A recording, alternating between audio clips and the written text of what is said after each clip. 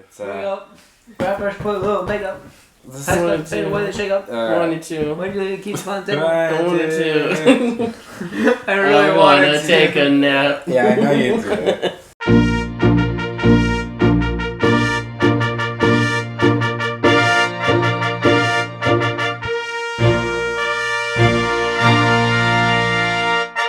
Hey everybody. You gotta clap.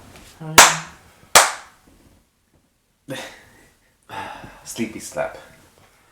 Anyways, hey everybody. Hey everybody. Yeah, we're me. Ian's sleeping right yeah, now. we're losing our will to live. Some of us more than others. My will to live is fine. My energy level is a little low. My will to stay awake is what's waiting. Yeah. It's eroded.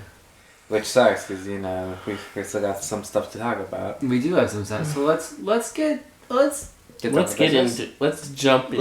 No, you can't say that. Let's get into it, as Ian said before. Yeah. Is that gonna be a new thing? Hey everybody, let's get into it. Sure, why not? Actually, why not? Yeah. Yeah. So, anyways. Sit up. This is as up as I can get right now. No, because if you sit up, then you get your blood flowing and you get stimulated again. It's because you're lying down that you're making yourself feel more tired. And if I get comfy, I might nap. Yeah, that's the problem with that. So, anyways, this week I want to talk about masculinity. Masculinity as a whole. We are three of the most masculine people I know. Steak. Beer. Barbell. Just women. Well, for this guy, yeah. I mean, when you think of masculinity, you think of usually straight men. Yeah, sure. Actually, let's get into it. What does masculinity mean to you? Yeah, what does... Ian, let us know. Yeah. Because I feel like everyone's interpretation of what masculinity is different. I can't breathe out of my left nostril. It's not getting air. Is that masculine?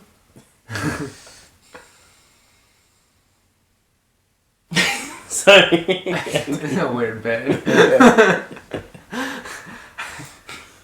Do you ever test your nostrils? Huh? So, yeah, Josh. Yeah, I'll start this off. No, I can go. Okay. Alright. Okay. Okay. So being masculine is like being manly. Good. Good. Like, you know, all the stereotypical like macho Yeah, stuff. but what does that mean? Yeah, what is stereotypical stereotypes? macho? For me, I think that's like dominant, like they want to do everything their way or the highway kind of situation. Is that the same for you? I would agree with that. I would say strong, like physically strong. I would say the word strong, both physically and mentally. You're supposed to be like, you know, but emotionally a brick wall. Repressed. Yeah. Yeah, you're strong emotionally, and you're about as emotional as a brick wall. Yeah. Mm-hmm. Which is So, how like, everyone wants it, apparently. I don't think that's how everyone wants it. I think that that's what the paradigm was for a long time. But Sure. I think that nowadays we're realizing, hey, that's not healthy. That's not healthy. We should talk about emotions. And men can talk about and be emotional too.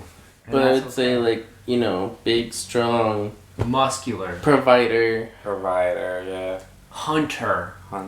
not a gatherer. Never gatherer. Even though Unless you're gathering historically, women. Oh yeah! Oh, yeah! Beer. Beer. Boobies. Boobies. Anyways, clearly, as you see from us, we're the most masculine people out here. No, I would say I'm anything but masculine. I have masculine features. I would say I feel You're like strong. I want to be the person to be the pillar for everyone else, and I feel like it's a very masculine mindset. Problem solver. But not a problem No. solver. No, I'm saying I think that that's a quality of traditional I thought you were describing masculinity. Josh. No, and I'm just you- saying in general that's what it reminded me of. Yeah, Problem I solver, would, on absolutely a not. scale of 1 to 10, how would you rate yourself masculine wise? Masculine being 10? 10. Yeah, Like, okay. super, like Like, oh, bro, Like bodybuilder. Jack bodybuilder. I think I don't even think it's on like a physical scale, just like in terms of all masculinity. You know? I think personally I'm maybe like a 6. Like slightly above medium. I feel like I float in that category as well. I've been described as androgynous before, so I feel like somewhere around a 5 or 6 is okay. Yeah. What about you? I put myself around there.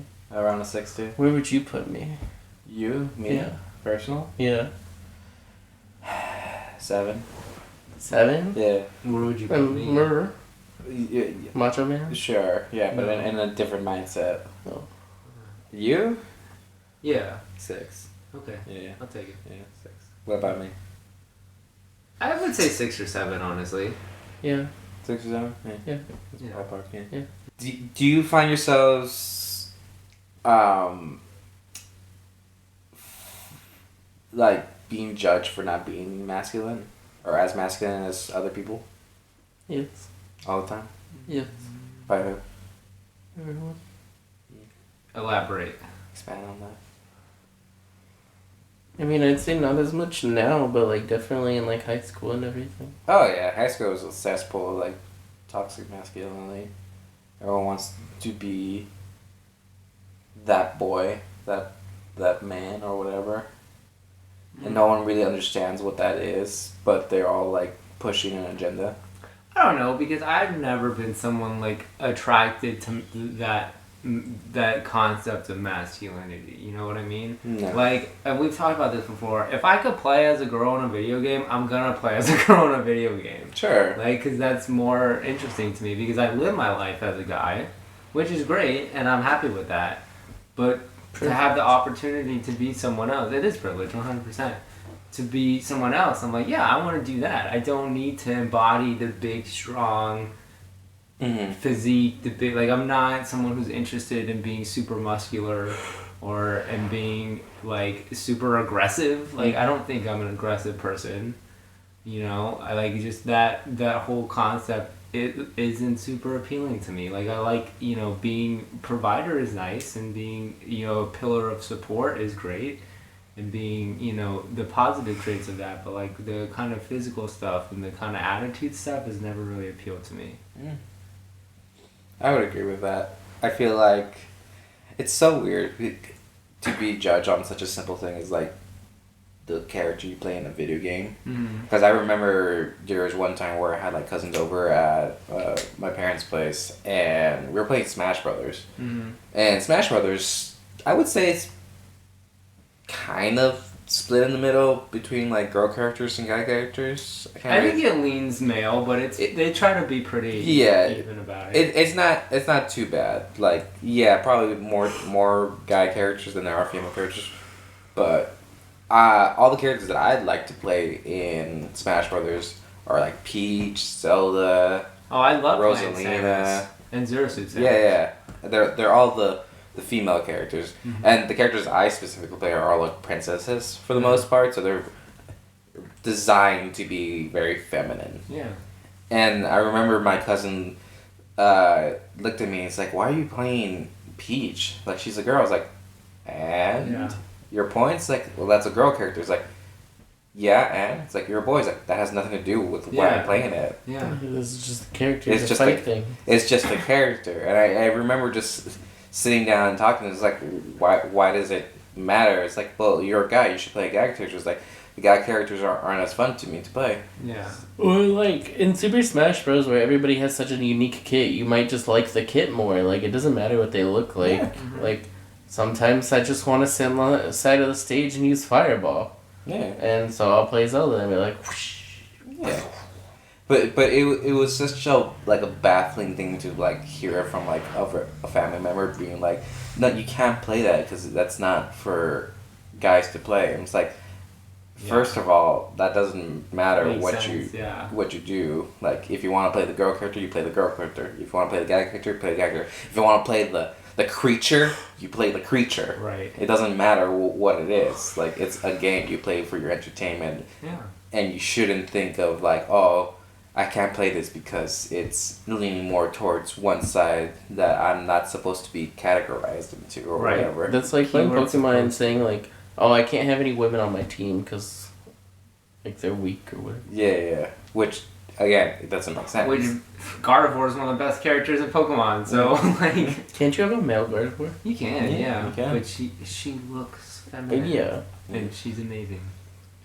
But even to a lesser extent, like Ian would even call me out, like, "Oh, you're playing a girl character again." Like not in that kind of way, Sure. like you can. But even like when we were making our Star Wars characters, and I'm like, "Yeah, I don't have a lot of girl characters." He was like, "Yeah, that's so weird for you."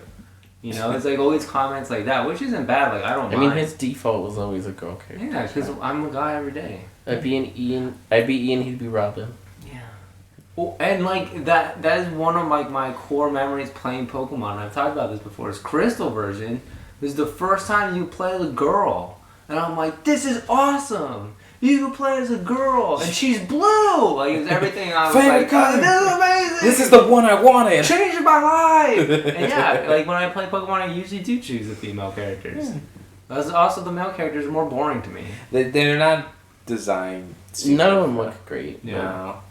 There's not a lot of thought going into guy characters. I mean, I will say though, a lot of like character designs in games in general tend to like overemphasize feminine and masculine qualities. Yes. Yeah, absolutely. Especially female characters. That's so. It gets too much. The guys are buff with bulky armor, and the girls are thin with no armor. Yeah. And curvaceous. Yeah. Voluptuous. The even. most curve. God forbid you Curve? play the female character. I wouldn't even say like they're curvy. They just like make a like petite woman and then grab the breasts and Very hourly. Yeah. and then grab the butt and go out and then grab the waist and go. Yeah. But that's just how it is. But back on the topic of like masculinity and stuff like that, like back in the day, like maybe that was more like thought about, like, hey, you can't do this because it's not meant for a guy to do. I think that's still a philosophy in some places. Like I think like in America it's changing. Sure. But like even just like in a broader example, watching Daisy's siblings grow up, like she has a sister and she has a brother, and whenever her brother would want to play with like his sister's toys, his dad would always say, "No, you can't play with those are girl toys. Yeah. You need to play with trucks. You need to do this." And so there still is that gendering that is happening. I think that like our generation maybe is less caring about that and that things are changing in that direction, but I still think that there's a lot of gender stereotyping and like you are born a boy, you play with this, you are a girl, you do this is what's acceptable for a boy, this is what's acceptable for a girl. I still think there's a lot of that. None of it matters. No, none of it matters, but I do hope that we're leaning more towards the side of like at some point we're not going to think about that kind of stuff. I think so, because like I said, I think our generation's a lot better at that. I mean, even when we were kids, like we would go to our friend's house and we'd play with her Polly Pockets or whatever, and like And whatever. her Barbie little truck. Yeah, like who cares? She had one of those like remote, Jeeps. or not remote controlled, but like, you know, the little toy cars. Yeah. The ones that you Like do you can little- physically sit in and drive. Yeah. Oh, those got it. Yeah, and we sit in the Barbie Jeep. Who cares, man? Who cares? It's a fucking Just Jeep. having fun. Just riding in my G-Wagon. So I think Just that because it's pink doesn't means I can't play with it. I think our generation, and like I feel like when we were in high school, right, the or even in elementary school too, I remember there was the whole like tough guys wear pink movement that kind of started sure. being a thing that kind of began, and then you know real men cry. Like I feel like that started with this generation, and maybe a little before who helped it, but I think that things are changing, but I do think that there's still a lot of the stereotypical boxes.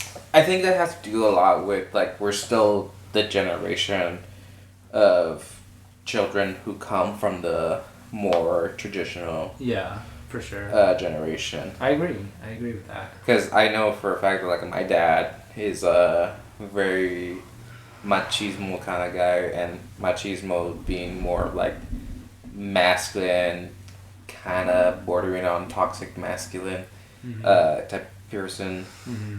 Like any little thing that he would deem to be like too feminine, like he would he would smack me about it. Yeah. I remember having this little Triceratops. There's a stuffed toy Triceratops. I love that stuffed toy. It was pink, and because it was pink, my dad took it away from me. And honestly, I didn't even think about the fact that it was a pink Triceratops. I just thought of the fact that it was a Triceratops. I had a dinosaur. It was a dinosaur. I was like, I want that. That's my dinosaur. Who got it for you? I don't remember. It might have been my sister. I generally don't remember. I just remember having that for like a hot second, and then my dad took it away from me because like it's pink, you can't have that. So okay. Yeah. And then I remember like having a conversation with him later on in life too about bottle colors.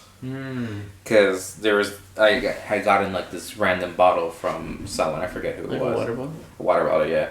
And my dad wanted a water bottle. I was like, here, you can have this one. And he's like, no, I don't want that one. It's like, why not? Because it's pink. It's like, and who's gonna see you?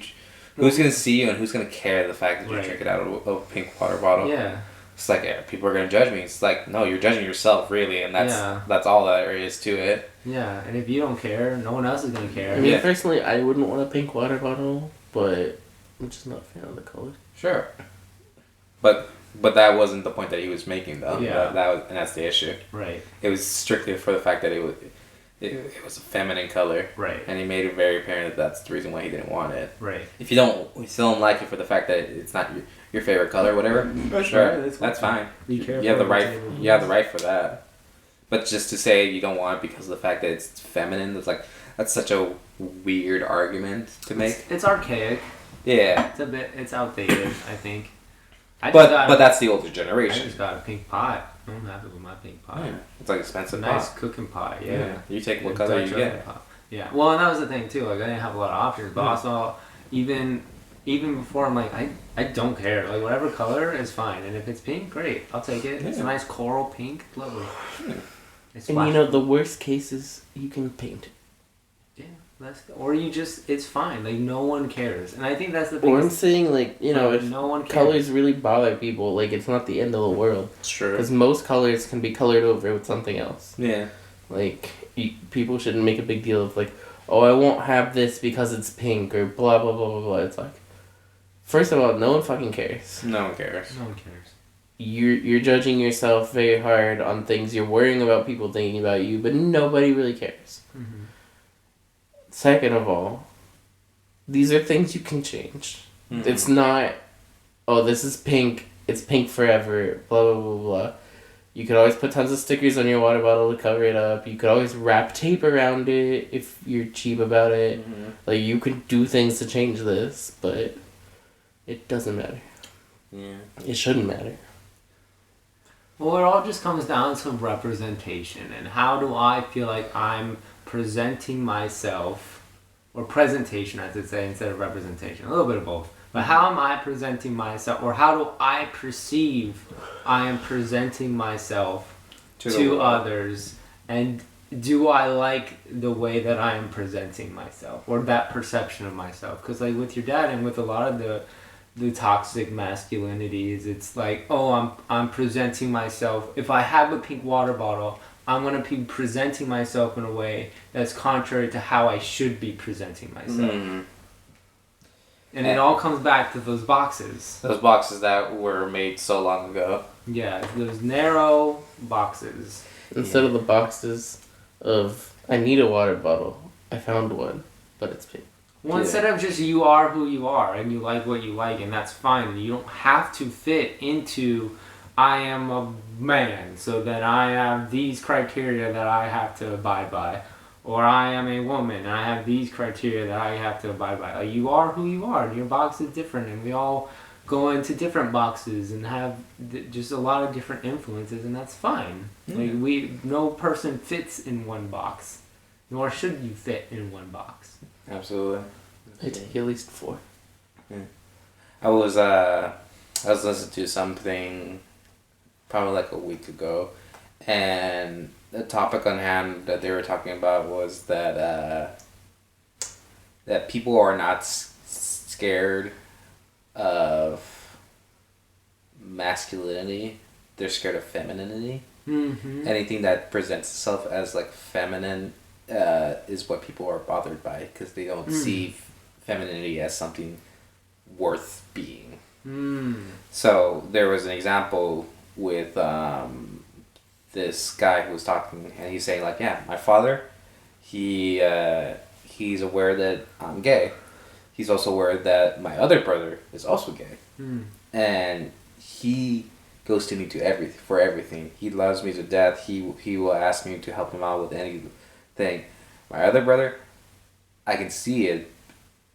He cares about him, but there's a disconnect there because my other brother presents himself as more feminine, and he is not okay with that because he still has that idea that masculinity holds more power, right? And because he doesn't present himself as masculine and shows himself as feminine, that's what he doesn't care about. Right.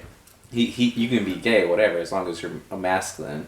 Right. About it. Right. Which is such a interesting way to see it. Yeah. Also, the fact of homosexuality going with it too. Like, you can be a homosexual, you just gotta be masculine about it. Right, you still gotta be a man. You still gotta be a man. As long as you're at top, it's okay. Yeah, basically. And that's just it was such a weird thing to talk about, to listen to, because it's just like, it really is just the femininity part of it all. That's what toxic masculinity is like scared of, just the femininity. Which is so interesting, and I wonder it's because people see femininity as the opposite of masculine, and how can you be masculine if you're being feminine? Sure. Like, they see these on two opposite sides of a spectrum when they can coexist. Like, you can have feminine qualities, but you can also be a masculine person. But they're like, oh, if I'm feminine, I'm not masculine, and that's the problem. Yeah. Is it was taught as like, one's good and one's bad in terms of if you have XY chromosomes, and or you have XX.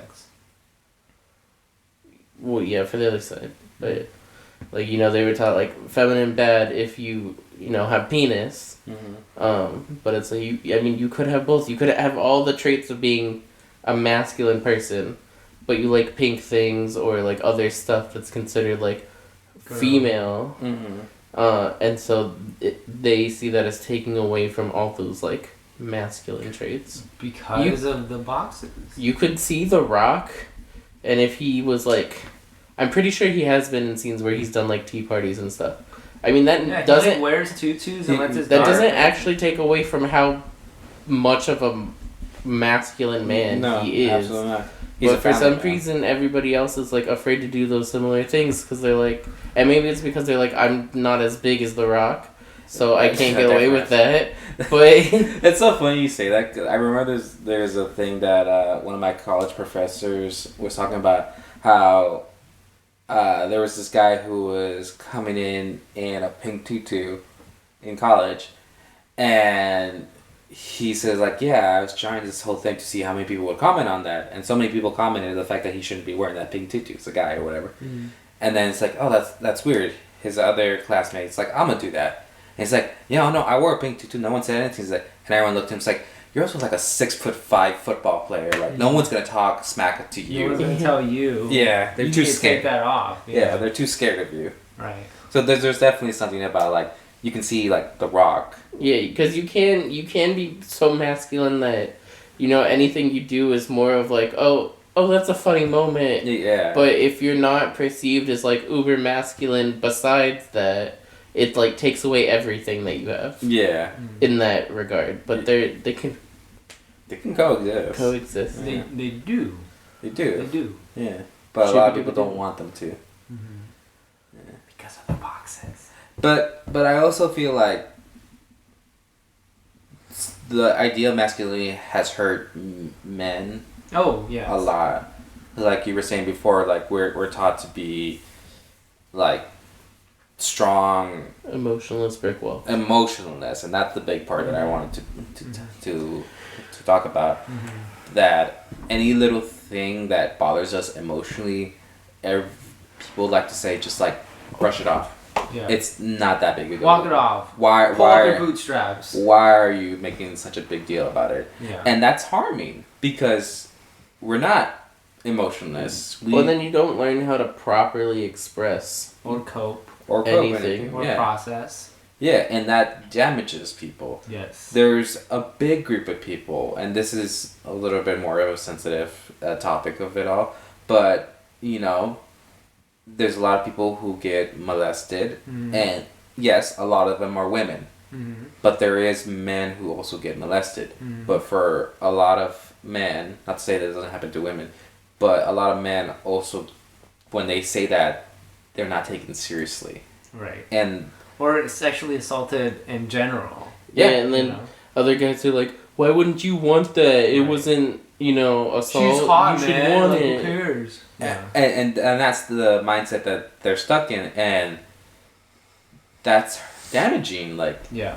they went through something traumatizing, and people are not taking it seriously. Dismissing it. So what do? They hold it. They internalize it. They don't want to talk to any people about that. They hurt their own relationships because they don't feel like they can do anything about it. Right. You know? Yeah, because if you hold any kind of trauma, if you hold that in, it's gonna eat away at you. Yeah. And then it's going to corrupt you, and you're going to lash out, and you're going to self-sabotage, and it's going to just be an unhealthy, vicious cycle. Any kind of trauma, whatever that is. And that's so shitty. Like, yeah. Like, masculinity shouldn't be the thing that's stopping us from becoming the best person that we can be. Yeah. You know? But in some cases that is the case, where people don't want to talk about your emotions because you should be the strong person. Nothing should bother you. Right. But things bother you. Yeah, because you're human. Because you're human. And things are going to bother you, and that's okay. And you should be allowed to express yourself in a healthy way, deal with those emotions, but that's not always the case with a lot of people. I do think that is changing, though. Like, I have seen a lot more of a push in the last maybe year or two for men's mental health. That's good. And for, like, I see it on, like, TikTok and stuff like that, and I think it's slowly becoming a more, at least, visible and discussed thing. I think it's slow. Yeah. But I do think it's there. I think that there is a push for it. Like, I've seen videos on TikTok of men just being like, yeah, man, like, having a bad day today, that's okay, you know, and just, like, talking about it. It always makes me, like kind of happy to see that, like, the conversation is there. It's not perhaps robust and as ubiquitous as we would like it to be, but I think that there is movement in the right direction, and I think as it becomes more visible and more talked about, as with all the other social justice issues and that we've been dealing with and continue to deal with, I think it's on the table now to some extent. Which is good. Like, it should definitely be talked about more. No one should have their emotions repressed or be told that what happened to them being very traumatized or whatever is invalid. Or even not heavy trauma, even just the regular emotions of day-to-day life. Being sad that, you know, your partner broke up with you. Being, you know, mad that you didn't get the job, or being sad that you didn't get the job, or like whatever. It doesn't have to be like extreme traumatic emotions. It could just be emotions, the regular emotions of living on this planet and doing this experience of being a person. It could just be that you went to McDonald's and they got you the wrong order. Yeah, that's true. And you could be upset by that, because I feel like for men, the only emotions you're allowed to present is anger. Is acceptable for whatever reason, and then like happiness. Like, those are kind of the only ones. Like, you're not allowed to be sad. I would say anger is like accepted. I think it's more tolerated. Because it's a masculine thing. Like, it's a masculine thing, but also we weren't taught to handle our emotions. So eventually that usually comes out in a pretty angry way. Yes. So people are like, oh, that's just men. Right. They're angry. Yeah, men being men. But it's not. If men were allowed socially and culturally to accept and process and acknowledge emotions and deal with them and cope with them in a healthy way, there would be less anger. Because if you just are holding everything in for 5, 10, 20, 30 years, like, yeah, you're going to be mad about a lot of things all the time. Because none of your trauma, none of your experiences, none of your emotions have been processed and resolved in the way that they need to be. And it's just, Excuse me. and energy needs an outlet, and It it's gonna does. find it. Some one way or the other, and And there's usually better it's ways. negative. There's better ways to go about it. Or you go down the rabbit hole of like alcoholism or drug addiction Oh yeah, or anything something to like suppress the Yeah. emotions. And make you feel good temporarily. that. Yeah. Or feel nothing, because nothing's better than. Right. Nothing's better than bad, right? Yeah. Yeah. That was another thing that I had to explain to my mom about how like we had a conversation about alcoholism. It's like, I don't get these people. It's like, don't they know that like drinking all the time leads to them like losing like their loved ones and stuff like that? It's like, and we had this. It was me and my brother Art. We were talking to her about. It's like sometimes it's not about that. It's about not wanting to feel bad. Right. It's like, what do you mean? It's like sometimes you feel so bad, and this one thing takes that away for you for a moment, but then the moment disappears. Right. So what do you have to do? Just keep the moment going. Keep the moment going. Right. And that just is an endless cycle. It's like, but that's not healthy. It's like, oh, Right. I hear you. I hear you. Yeah. I understand that. Yeah. This is just how people go about doing things because we don't have a better way. Not everyone It's has a bad coping mechanism. It is a bad code. But it is a coping mechanism. And it was just one of those things. My mom's such a sweetheart sometimes because she goes into things with her knowledge, which is how anyone can do anything, and she doesn't understand how things work because in her mind it's like that doesn't make sense. Right. And it's always nice to have her be like, oh, that's messed up. I understand why people do that. I just wish it wasn't that way. I'm like, we're all in the same boat, Mom. We're all in the same boat. Like, I wish it wasn't that way either. Yeah. But sadly, that's how some people have to deal with life. Yeah. Men and women. Men and women. That's not strictly a men's thing. But I do think that, like, in representation, like in media and stuff like that, especially, alcoholism is associated with men. You know, I think you see more men who are alcoholics or who, drink beer every night and just crushing 8 packs of beer and that's okay. You know, women will drink like a glass of wine or some champagne. Because it's fancy. Right. And so I do think that even the darker side of that is associated with masculinity. And to an extent is accepted as like this is a part of it and that's okay. It's good to drink 12 packs of beer every night. Yeah. Like that's cool, that's strong. But if you have like a fruity drink, you're not a man. Right. Because yeah, exactly. You need to just raw dog those terrible flavors. Yeah, give me whiskey and bourbon. Those are men drinks. I don't want any cocktails. That's for women. Yeah, if it tastes good, it's not manly. Yeah, I want alcohol to burn me. Yeah. That's man. Man, I want it to hurt me so I can feel something. That's a different problem. Yeah. But that's masculine and feminine. Just the type of drink you're allowed to have and not allowed to have. Yeah. Yeah. Which is so weird. Mm-hmm. God forbid we have something that tastes good. Right. In an alcohol drink. It's just crazy the delineation in society. Yeah, absolutely. Mm-hmm. I will say though, there. I lost it. God damn, I lost it. I didn't even interrupt him. I know. He interrupted himself. Yeah, that was just. You played yourself. I did play myself. That was just a lost thought. That sounded like it was gonna be a good one again. Who knows? No one will know. No one will ever know. Mm-hmm. Mm-hmm. It's gone. Yeah. Never to be seen again. I once had a friend who was overcompensating his masculinity. Only to later find out that she identifies as a woman. Yeah. And she just kept thinking that, I was born male, so I had to present myself, but was very unhappy being a man. And eventually when she transitioned, it was like night and day. Yeah. Like such a different person. Yeah. Presented feminine because that's what she wanted to do. And she realized that she was afraid of that feminine side because it would be admitting to herself and to everyone that she was different and she didn't want to be different. Right. But, as soon as she transitioned into a woman, it was just like, that was a dumb process, but that's just how I was raised. I was raised like that's not okay. Mm-hmm. And once I finally let go of that idea and like let myself be me, Mm-hmm. a whole wave of happiness came along with it. I was like, Mm-hmm. that's beautiful. Can I ask, when did they transition? Like what year?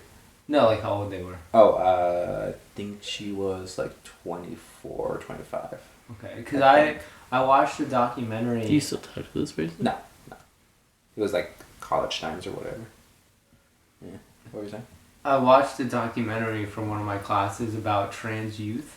Uh-huh. And it came out, I think it was like 2015, so it's an older one at this point. Mm-hmm. And I would be curious to see one that's more updated. Yeah. But it was about kids, like you typically in elementary school generally, who identify as trans, and not only like their kind of perspective on it, but also like parents' perspective and kind of the medical perspective, and like how do you go about approaching this situation. And like, especially at the time, like hormones and stuff was like a newer thing, so like doctors were like, yeah, you know, we have this stuff we could do, but like we don't know long-term effects and all this kind of stuff. And so it was a really good documentary. I forgot what it's called, and I would like to see an updated one. But one thing that was really interesting to me is what you said of when these kids, you know, were able to express how they felt inside, they would get really happy about it. Yeah. You know, and because they had these conflicts of, oh, I'm born a boy, but I identify as a girl, and I want to be a girl, and I want to do all this stuff. And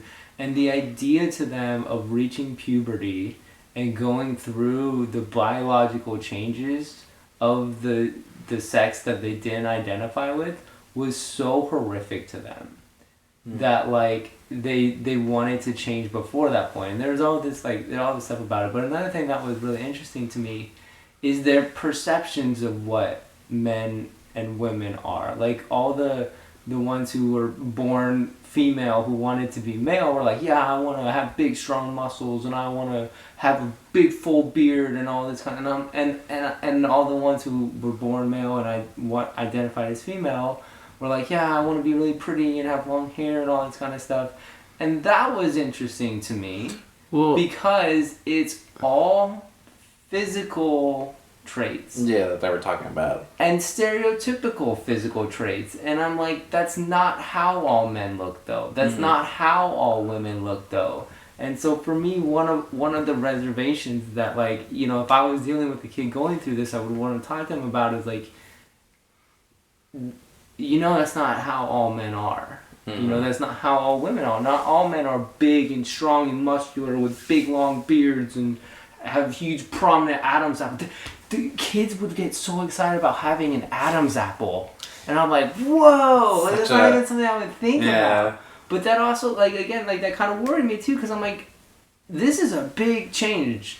Like, and if you go all the way through transition, like, you can't go back. There's no backwards after a certain point. And it's people have detransitioned. Yes, but there's certain stages to it all. Yeah, there's certain points you get. Once you undergo like all the surgery and you do all the hormones and stuff, once you adjust those hormone levels, like if you're biologically female and you start injecting a lot of testosterone, those changes from that testosterone is not gonna revert. You can't like, just to a start certain pumping extent, estrogen and maybe, fix it? and again, this documentary was 10 years ago, so I'm sure medical science has advanced since then, and maybe there are ways to kind of do it, but once you get to a certain point, it's essentially like point of no return. Like if you make that choice, this is the choice you make. And so part of, you know, the duplicitousness of this is how they are even perceiving what a man and what a woman is.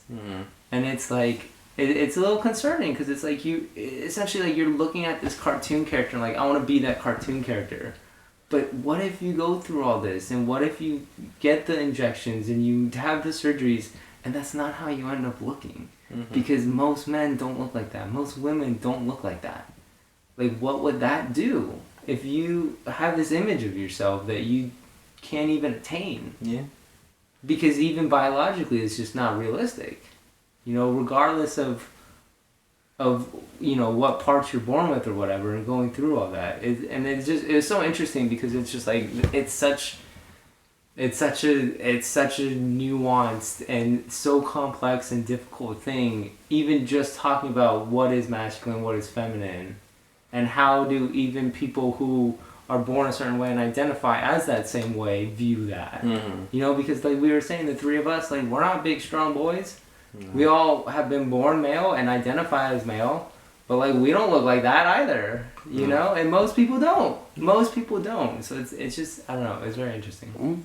And when a kid says like, oh, I want to be a boy or I want to be a girl, like the opposite sex, I feel like a lot of it is just because socially we put in the box like this is what a boy and this is what a girl is, and they're like, well, I identify with that box, so I have to be a girl or a boy, and it's like, because you could be a big strong woman. There's plenty of buff women. Yeah, absolutely. I mean, we've watched American Gladiator. Yeah.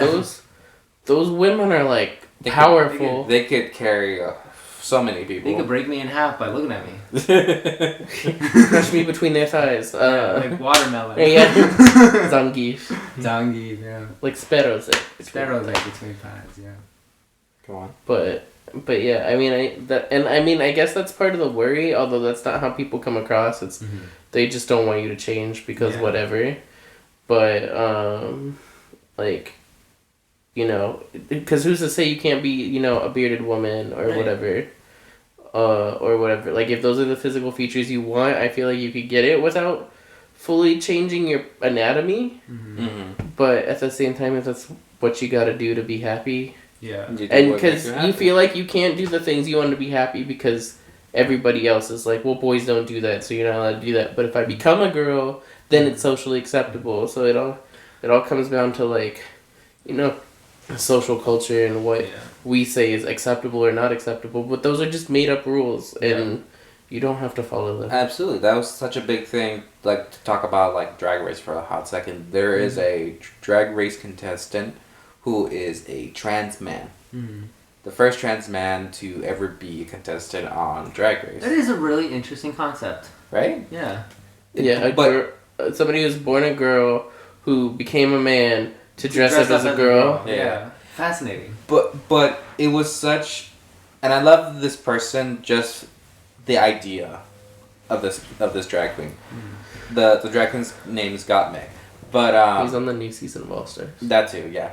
But he is a man, by all intents and purposes. He's a man now, but he presents himself as a feminine person. So interesting. Yes, absolutely. And he had a whole conversation where he's talking about, like, it's so weird because in a lot of trans community, when you go transition from, like, a man to a woman or a woman to a man, you go skyrocketing to the other spectrum, So you go super feminine or super masculine. Right. And he always says, like, I never identified with that. Like, I identified as a man, but I never identified as a super masculine man. Right. And then I would see all my gay friends, and these guys are men. They're gay. And they present themselves as feminine. It's like, so why can't I do that as a trans man? I'm just a feminine man in this world. Yeah. And I love the idea of that. I think that would confuse so many people, though, because I think that the reaction would be, why don't you just stay a woman? Then? Yeah, absolutely, and that was a conversation. Side of the fence well, that is somebody who, they figured out who they are, and even that doesn't align with what society says who that is. Right. Yeah. And I think, part of the worry of, like, kids transitioning or anything too early is it's like, you don't really fully understand what it means to be one or the other. It's what other people are telling you for the most part. Yeah. And I do think kids at a young age, they know because, they feel something's different and they maybe don't fit in this box or whatever. But I think part of it is, like, they know but might not be understanding it, well enough or, like... Yeah, I think that's true too, but also they don't even know who they are yet. Yeah. And that's valid. They don't know anything yet. No, they don't. And they don't understand too, and this was something that's pointed, they don't understand the ramifications of undergoing such an intense medical procedure. Because it is a really big deal. It is. And it's like and I know that this was voiced by one of the parents in the documentary, is like, what if they do this and then they find out, when they're 18, like, oh, never mind, I don't know if this was a good idea. And then it's done. Yeah. And you can't go back. And there was even one kid at the end who was talking about, like, yeah, I transitioned. And he was, like, I think 19 at the time. He was a girl who transitioned to a guy. And he was like, yeah, like, I don't regret it. But I also kind of wish I had given myself more time to figure out who I was first. And because I feel like I don't know who I am. I know who I am in this newly constructed body. Yeah. But I don't know who I would have been in my own body. And that's valid because that's every kid. Yeah. Every kid doesn't know who they are. Yeah. Sometimes I still feel like I don't know who I am as a person. And that's why there's a lot of... But it's difficult too because, like, regarding transitioning, like, a lot of that, is good to get done before puberty because it's harder when everything starts changing and solidifying into what, is quote unquote supposed to be. But that it's just too young of an age cognitively in a lot of respects. I think for surgeries, it's definitely a case by case basis. I don't think you can put a flat rule on it because, like, especially if somebody's like, contemplating even suicide because they really feel detached from their body and it's bringing them that much harm. Mm-hmm. I think in that case, it's probably in the person's best interest to go through surgery. Yeah. But, like, I think that's why first, you gotta socially transition, like, and are you okay with it in this? And you take it in, like, small steps. Because you could fully dress up. Nobody needs to see your genitals. Nobody should care what your genitals are. So that was kind of addressed with one of them, just to interject, is, like, when you get to high school and you have to go to, or junior high and you go to locker rooms. And you have to change in front of people. I mean, I hated them and I'm not... No, I know, but that's how you will find out, or you can find out, whether what the clothes someone are wearing is representative of what their body is like. Because there was someone who identified as a girl, but who was biologically male still, like a kid, and she was in the locker room and people saw something. And they were like, what? Well, first of all... And so, like, that's a complicated situation. I don't know many people who... took off their underwear or anything in... no, I don't think that happened, but... Locker room. I mean, it could, though, if you're, like... If it's really sweaty, change it, but, I mean, definitely the locker room's not the place. I mean, you're supposed to... Well, I don't know the whole story. Yeah, I'm just saying in general. Like, people worry about genitals and stuff, but it's, like... You're not supposed to be seeing those in locker rooms anyway. Like, you strip down to your underwear, and maybe it should become more common for, like... Teenagers, everybody just wear boxers. You can't see anything. Well, you shouldn't want to see anything. But, whatever you're comfortable in. Yeah, but I mean, like, because, some people want to wear underwear that's basically not underwear. Yeah. And you could see everything that is or is not there. Mm-hmm. And that's a problem if you want to try to hide stuff.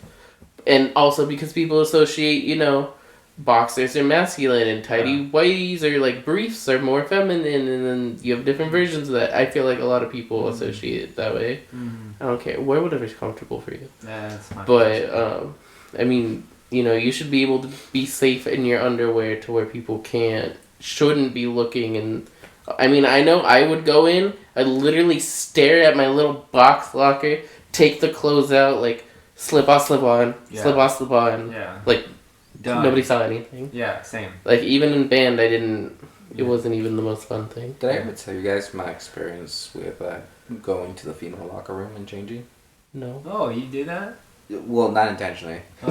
So, what had happened was, I was in middle school, and there was one day where I was going to gym, and I was going to go change into my PE clothes and whatever, and there was one of the guys that was in my class who told me, he's like, hey, we actually have to go use the girls' locker room in order to change because they're fixing something in the boys' locker room. Didn't think anything about it. I was a young kid, didn't think twice. Yeah. And question. Yeah. Did you have all your clothes in your backpack then? Yes. Like, even the change of clothes? Okay. Yeah.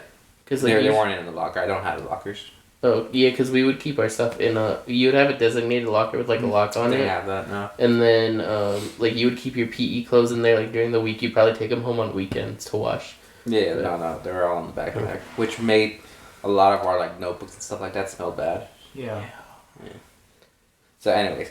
But, they they told me like I should go to the female locker room to change. I'm like, oh, okay. I didn't think anything about it. Went to the female locker room, and I went inside, and they're like, Josh, what are you doing here? It's like, oh, they're fixing the male locker room, like so and so told me. It's like, oh, okay. Yeah, go ahead and change. And I just changed real quickly, didn't think twice about it. I didn't look anywhere. I was just there to change my clothes, and I went out. I was like, alright, see you guys out there. It's like, okay, see you, Josh. Everyone's super nice. And then I go out there, and I'm like, changed, and they look at me, it's like, what the fuck? Why is he like so fine? And then I remember seeing like a group of women like circle the one guy who told me that. It's like, don't you ever fucking say that shit to him again, alright? He's precious. Well, or anybody. Like, that's such a dangerous situation to put somebody in. Yeah. Like, there's a lot of really bad ramifications. But I'm glad those women recognize, like, no, it's not the gullible guy who's causing problems here. Yeah. He's just like, I was told to change here, so that's what I did. No, the guy who's trying to cause problems and the evil person in the scenario is the guy who lied to you and tried to either get you beat up or get you in a lot of trouble. Like a guy going in a girl's locker room. Yeah, because did you guys have teachers in the locker rooms while you were changing? Most days. I don't know what happened that day. Because it would be all the male PE teachers would be in the male locker room, and you got 5 minutes at the beginning of class to change. I think most of the time the PE teachers would be out just waiting for the students to go and be in their spots. Weird. No. I would think there would need to be supervision in the locker rooms. A lot of crap happens in locker rooms. For us, it was there always needed to be at least one adult in the locker room. Yeah. And they were just there to make sure, Just for safety. Yeah. Yeah, no. Then, as far as I'm aware of, I don't remember seeing an adult in there. Weird. But yeah, that just happened, and I just remember all the women being like, "Don't you ever fucking do that again." And I'm just a little, however old you are in 6th, 7th grade, 12. I'm like, not minding my own business. I was very innocent back then. I got away with a lot of things because I did not know any better, and everyone was very aware that I did not know any better. Yeah. Well, you sweet child. Yeah, and then everything changed. From the Fire Nation, actually. Yeah, when I hit puberty. How's puberty like for you guys? I don't remember. No, wasn't impactful. No? You didn't have streaks of anger or whatever? It's hard to tell because I think high school and junior high was just a rough time for all of us. Sure. In general. I mean, I don't think there were tons of mood swings or anything. It was just And I clearly didn't gain a lot of muscle definition. My voice clearly didn't go down very deep. I mean, I didn't. No, I don't know. It is. I got taller. So you had the growing pains. Yeah, I think growing pains was the thing because you would start feeling pain in your legs and then you would get a couple inches taller. Yeah, and then all of a sudden you're like, ah. For me, my doctor was every time he's about to get taller, he goes like this, and then he goes like this. And then at some point I stopped going like this. There's this one kid in my high school. He was the shortest kid there. He was maybe 5'3" whatever. And then over a summer break, he just got his growth spurt, and he went from 5'3" to 6 foot. I'm just what happened to you? That's big transition. It's a huge jump. I mean, I just remember the one guy. He was in 8th grade. We were in 7th grade. And he was the biggest, hairiest 13-year-old I've ever seen. He was over 6 foot. He was muscular, and he was just super hairy.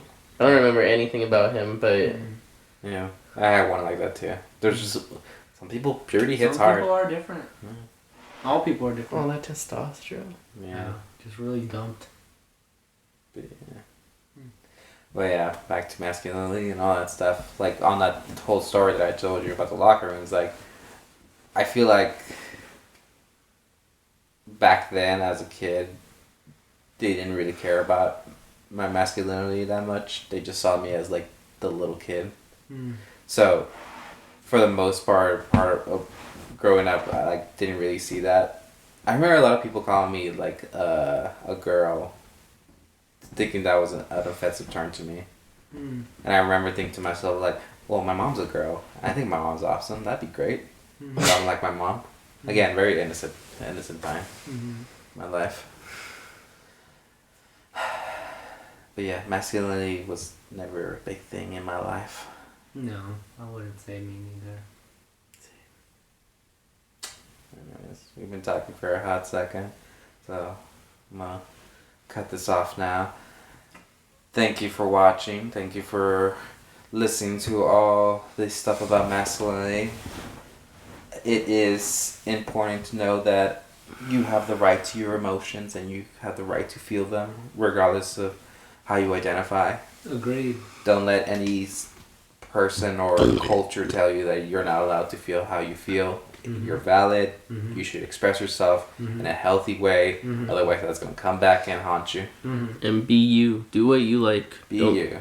Don't care so much what other people. Because you will find people who will be supportive. Absolutely. You'll find your tribe and you're going to be just fine. Yeah, absolutely. Absolutely. And on that note, thank you for listening. Bye. Bye. Bye.